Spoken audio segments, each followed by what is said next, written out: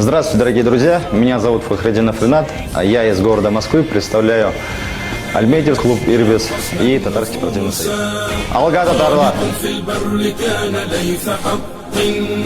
في البحار كان حوتا بربروسا إننا الأبطال لا نحمي الرؤوسا إننا للمجد أرخصنا النفوسا خالد في البر كان ليث حق في البحار كان حوتا بربروسا اذكر الصديق فخرا وابن عفان البعر سلان والفاتيح عثمان وابنتا شفين والغازي سليمان اسأل الرومان عنهم والمجوسا